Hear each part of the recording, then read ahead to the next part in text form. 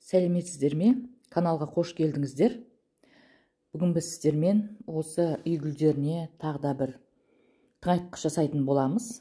Ол тыңайтқыш қарапайым, кәдімгі өзіміздің күнделікті жеп жүрген қолда бар заттан жасалынады.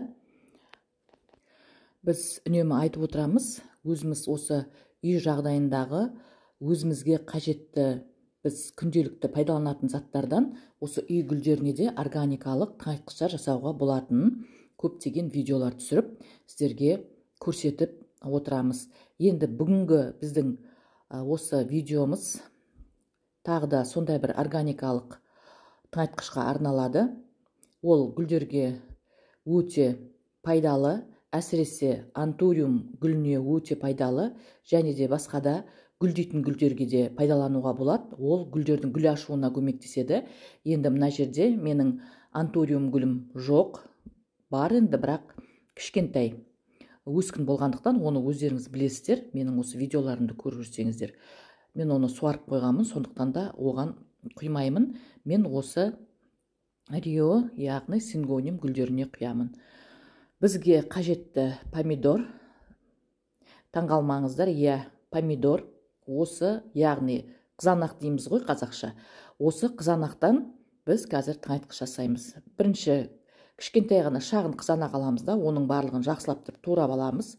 Сосын қолдарыңызда блендер болса, қазір блендер барлық үйде мен бар деп ойлаймын. Сол блендерға салып 2 минуттай шайқап аламыз. Қызанақтың бойында көптеген витаминдер бар. Бұл айтатын болсақ, В витаминдерінің топтамасы, яғни В1-ден В9-ға дейінгі витаминдер бар. Май, ақуыз, көмірсу және су бар екен. Бұлардың барлығы да адамдардың ағзасына қандай пайда келтірсе, өсімдіктерге де сондай пайда келтіреді. Және де ретинол, токоферол бар. Ол адамдардың болсын, гүлдердің болсын, иммунитеттерін көтеруіне өте қатты көмектеседі. Және де А дәрумені бар, сондай-ақ С дәрумені бар, кальций бар, магний бар. Бұлар осы гүлдердің тамырының жақсы қатаюына, гүлдемейтін гүлдердің гүл ашуына жақсы көмектеседі. Міне енді өздеріңіз көріп отқандарыңыздай, біз қызанақты кішкентай ғана ішіне су құйып блендерден өткізіп алдық.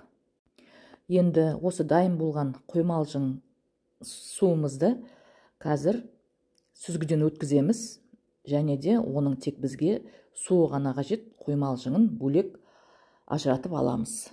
Және де бұл қызанақ құрамында темір, магний, мырыш, калий бар екен. Бұлардың барлығы да осы гүлдердің жақсы өсіп, жақсы жетілуіне, жақсы гүл ашуына көмектеседі.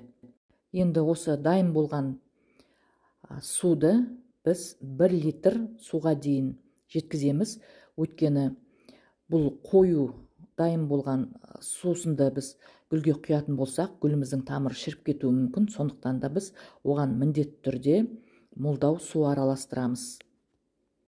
Бұндай органикалық тыңайтқышты гүлдерге құйғаннан кейін, келесі су құям дегенше гүлдің топырағы жақсы болып кебу керек.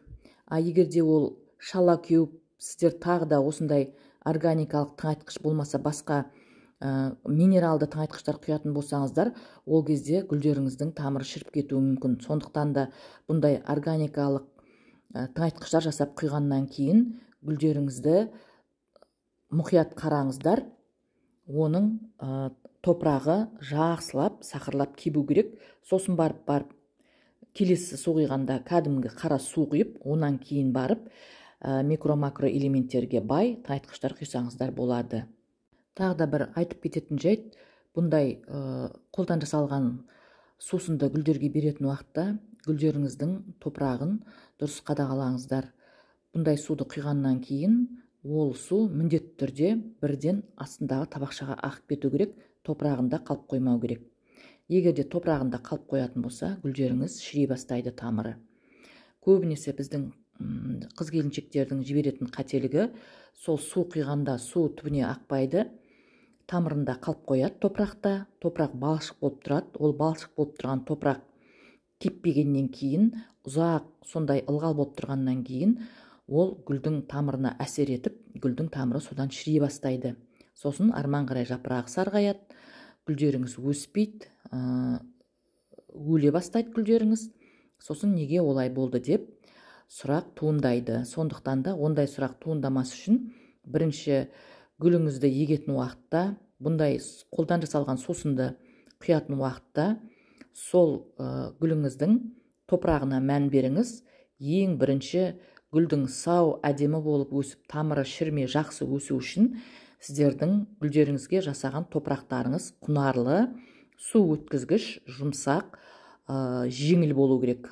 Соны естеріңізде сақтаңыздар. Міне, сіздерде осындай гүлдеріңізге қолда бар заттардан өстіп тыңайтқыш жасап беріңіздер. Бірақ жаңа жоғарыда менің айтып кеткендей, әдісімді дұрыс пайдалансаңыздар, гүлдеріңіз жақсы өсетін болады. Егер менің видеом сіздерге пайдалы болса, лайк басып, комментарий жаза отырыңыздар.